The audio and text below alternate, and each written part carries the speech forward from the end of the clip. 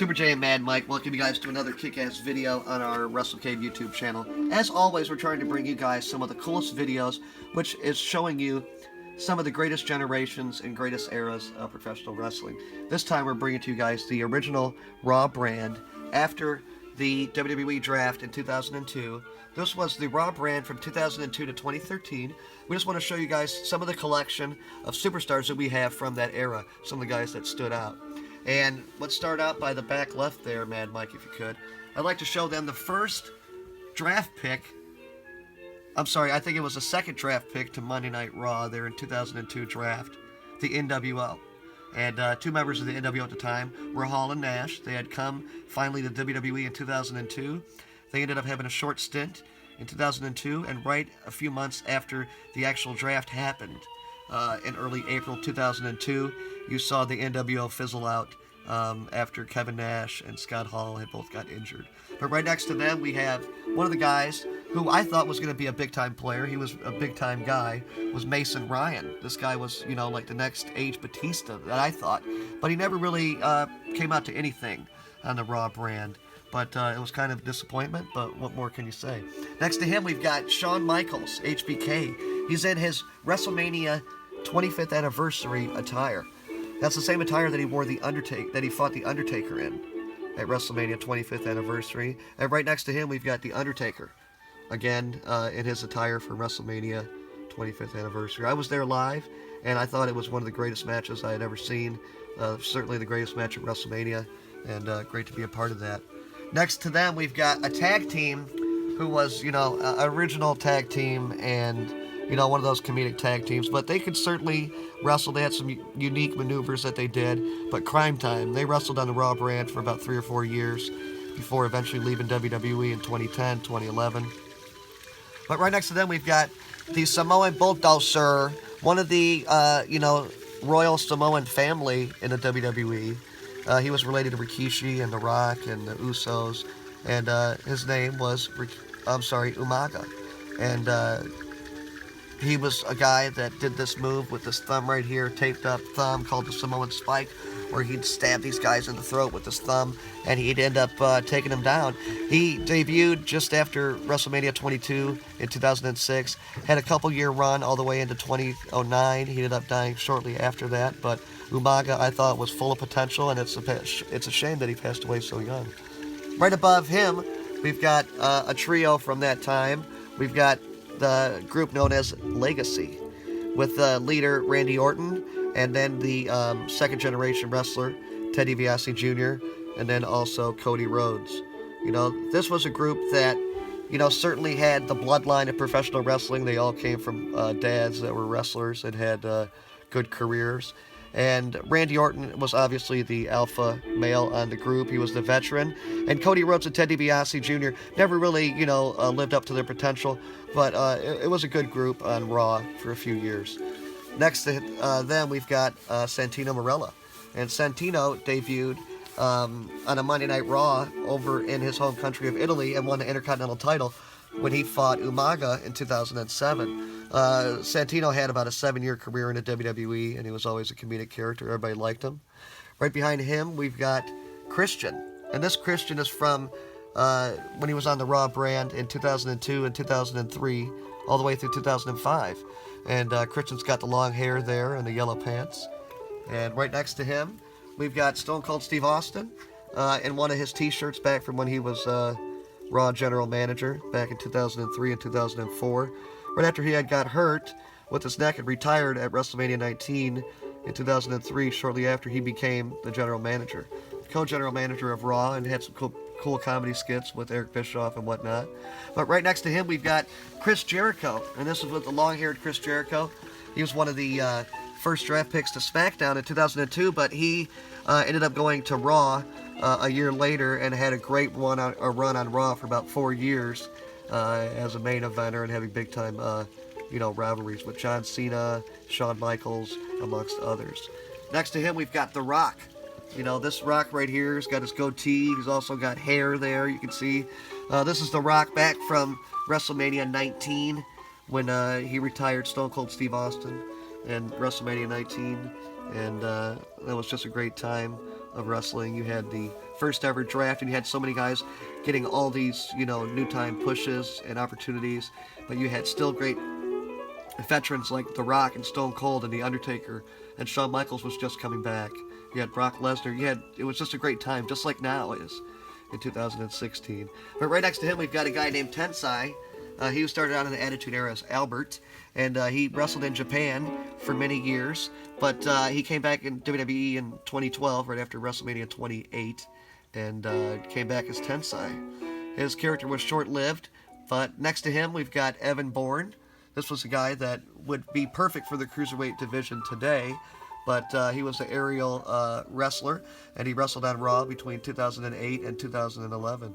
Right next to him, we've got David Otunga, who is a current commentator over there on SmackDown Live.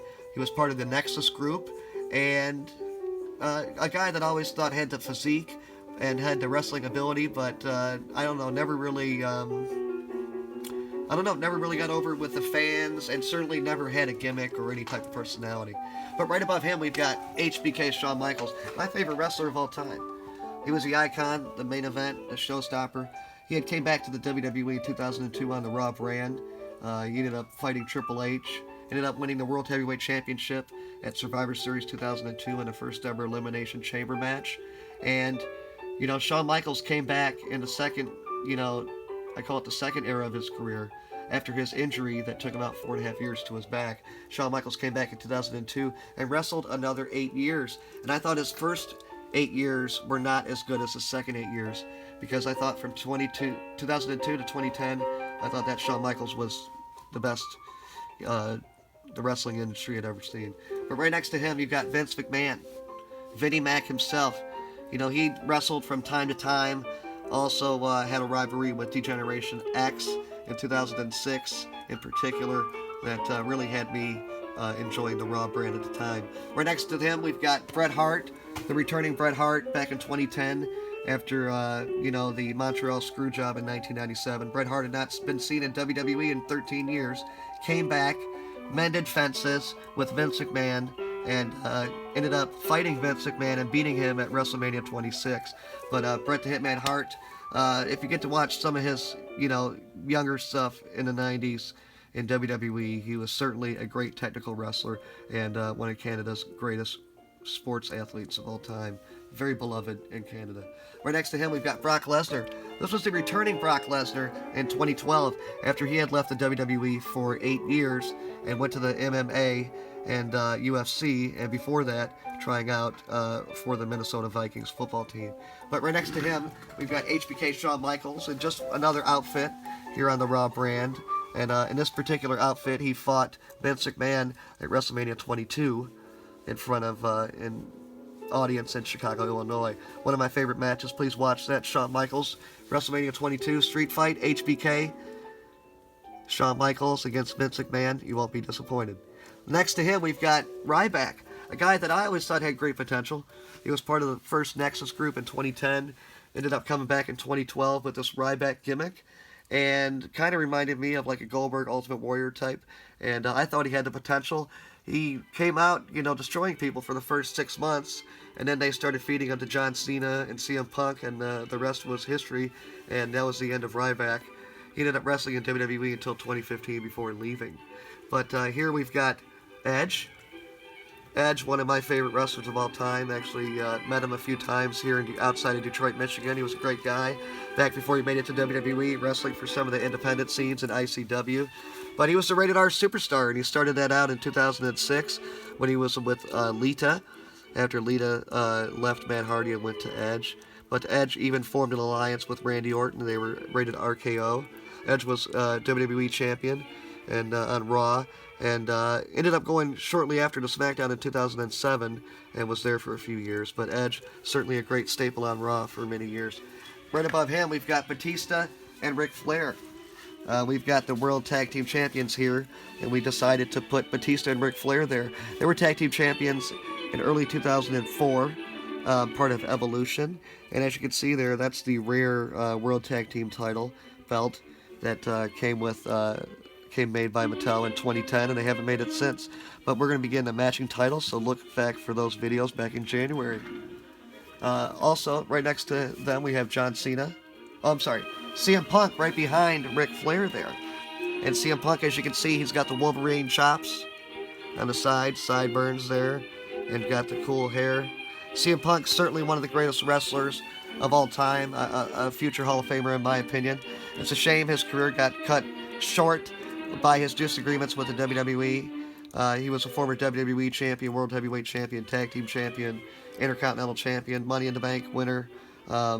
Did everything in the WWE except win the Royal Rumble and, leave on good terms. But CM Punk, one of the greatest of all time. Right there, we have John Cena.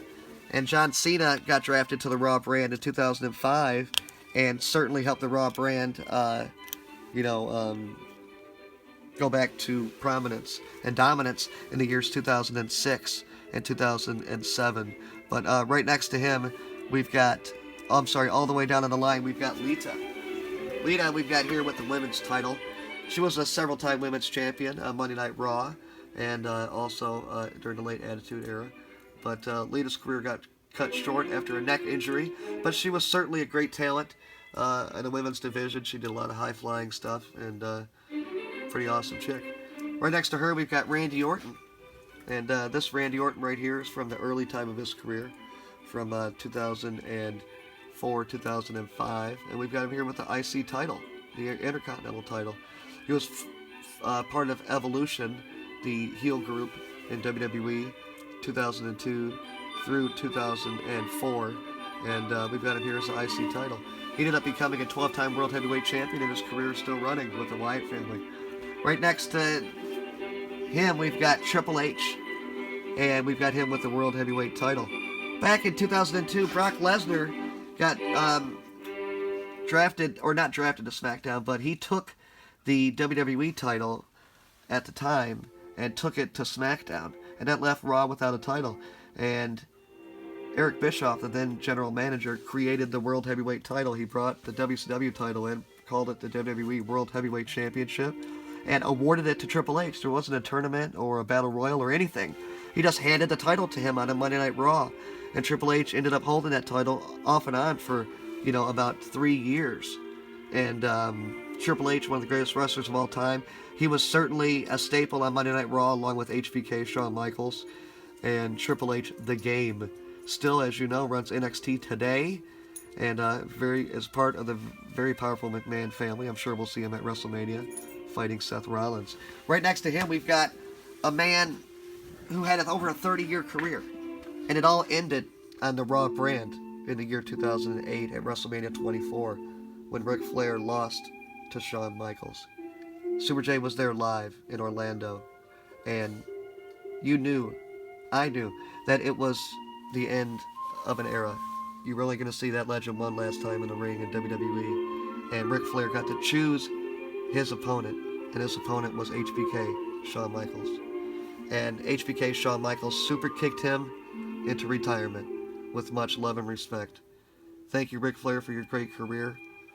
We've got him in the front here with this kick-ass robe from WrestleMania 24. And a legend's career ended on the Raw brand. And what more can you say? Monday Night Raw between the years 2002 and 2013. You saw some of the greats in wrestling history, some of the great veterans, and you saw some great young wrestlers who made their names known on Monday Night Raw and became legends. And thanks for letting us bring these videos to you guys, showing you guys and sharing some of the greatest eras of professional wrestling and some of the greatest promotions. And as always, like, comment below, tell us what you guys think about the channel, think about the Wrestle Cave.